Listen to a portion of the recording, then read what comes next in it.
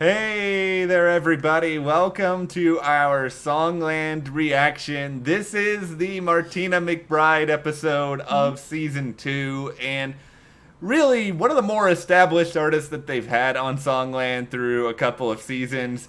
I remember Martina McBride being around back when I had hair, which is really that's the only measurement that I have to tell time anymore. Let's be honest now, we're all living in Groundhog Day. Oh dear. But anyway, we're going to go through this video and talk about all of the performers who we ended up seeing. Jeffrey James, Yep. CK, Yep. Halie, Wolves, and that's a very weird series of names to list off. CK, Halie, Wolves. It feels like screen names for like a chat room. But A little bit. yeah, we're going to talk about all these songs. Also, Martina's choice, if it was the right one.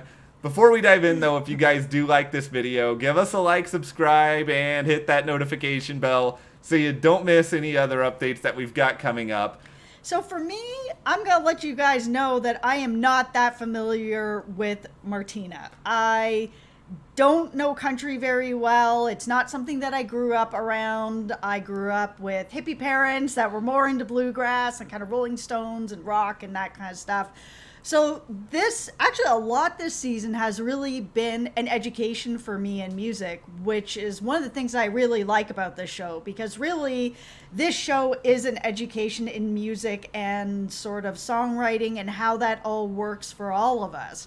But it's, for me specifically, also been an education in artists that I've never heard of before, don't have that much familiarity with. Yeah, and I grew up in Texas. I'm not a country music person per se, but if you grow up in Texas, odds are you would probably run into at least 5 people who love Martina McBride. So her music is kind of widespread there. I couldn't sit here and list off 10 of her songs, but I know kind of the sort of thing that she looks for, the sort of songs that she likes to do, and that's why this episode, we talked last week about there being a real debate over what the artist was going to choose in her. Oh yeah, there was no debate in this episode. As soon as Halie came out with Girls Like Me, that was it. I don't know Martina that well, really at all, but as soon as I heard that song and how the lyrics were so relatable to every girl out there, and it felt like a song that made sense. And a lot of the other songs were kind of felt like anthems, and they all had heroes in the I know. title. I was just like, this song really stands out from the pack. It's got a great, melody to it. The lyrics are so relatable to all of us out there who've been through this. So it was cool. It was, as soon as I heard it, I was like, this is it. If she doesn't pick this, she's crazy.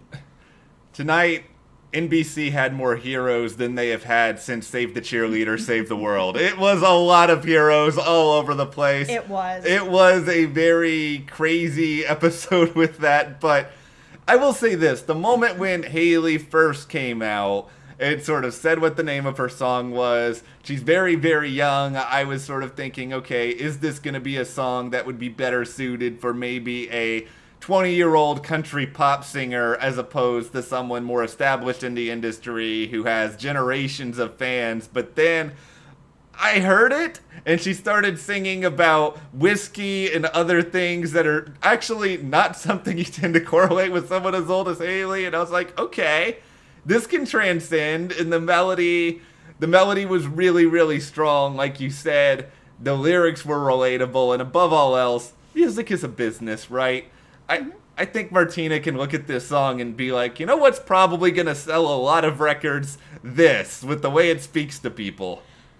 The thing that I like that they changed about this song, because like you said, Halie, very young, so it did have a bit more of a, I'm going through this, where Martina was kind of like, I've already been there. Yeah. I have kids now. I have been there where we've all been there, but now I've moved past that. Now it's more of a, I'm kind of a mentor and passing down, the information that, even though we all know that the younger generation isn't going to listen to the advice, to kind of miss some of these landmines that we all end up stepping on, at least there's that idea that would come for Martina, in this song that's more, I've been there, I actually understand what you're going through, so I can talk to you about it, kind of thing. And I like that idea in a song where, because then this is a song that becomes a passing of the torch. Then her kids will grow up and they'll be able to pass down the torch to their kids and their kids, because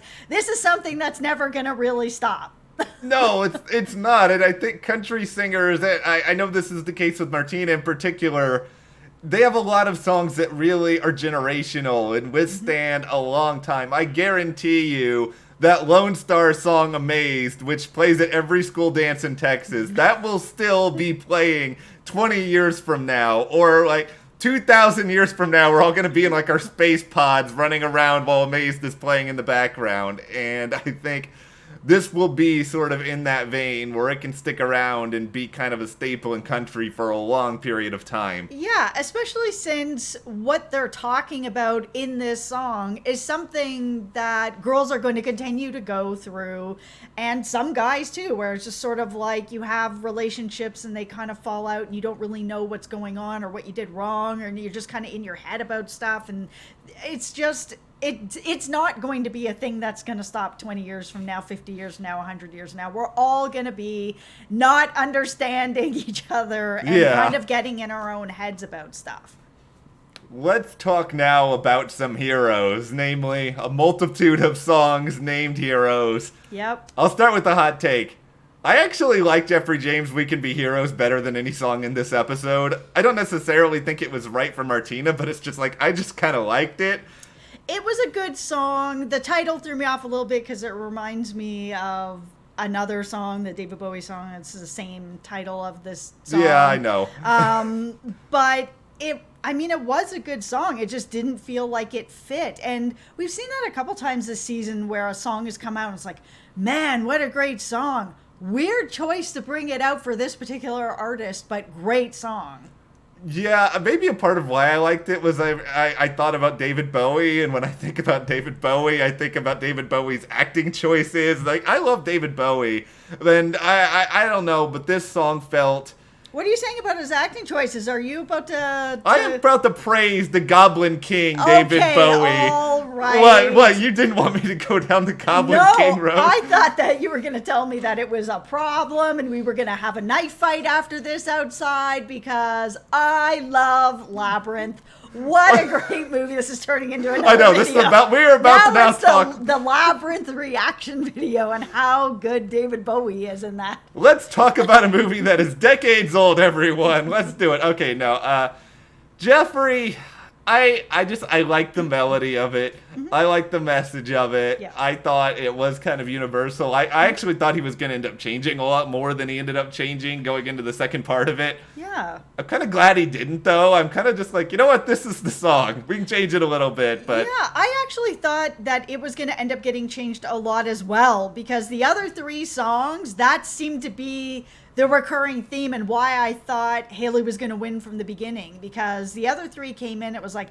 yeah, this is good, but this is missing, this will need to change, we'll need to change this, and there was a lot that felt like they wanted to heavily change. So when Jeffrey came back in and the song was still him and it didn't feel like they had changed it a lot, I kind of felt like maybe she wasn't going to pick it. Yeah, and that Wolves song, Miracle, which I thought was a pretty good song too, but there was that the message was just like so against like every Martina McBride song ever. Yeah, I mean, I'm not saying that God can't go together with like whiskey and smokes, but when you're talking about whiskey and smokes, and that's what she's kind of gravitating to, because those lyrics were so good. Like, they felt so country and just... I mean, again, really relatable. And then you've got a song that's all sort of just about miracles and God. And I was just like, I don't know this artist that well. But if she's leaning kind of into this direction, then this direction, again, this is a song where it's like, this is a pretty good song, but it feels like a strange fit. Yeah, and CK's Heroes, I think she has a really cool voice, but this song kind of just blends a little bit into the background for me, where I even right now, after watching the episode, I don't remember it as well as some of the other ones, and that's probably, you want to have something that has a good title, It's catchy. It's kind of instantly memorable. You have that earworm quality. You got that relatability quality that's sort of thrown in there too. Like the David Bowie song We Could Be Heroes, which has been in my head ever since this episode aired, and he came out with that title. There you go. Sometimes that happens. Do you think that Shane is somewhere like punching the sky right now that, his friend didn't end up choosing one of his songs?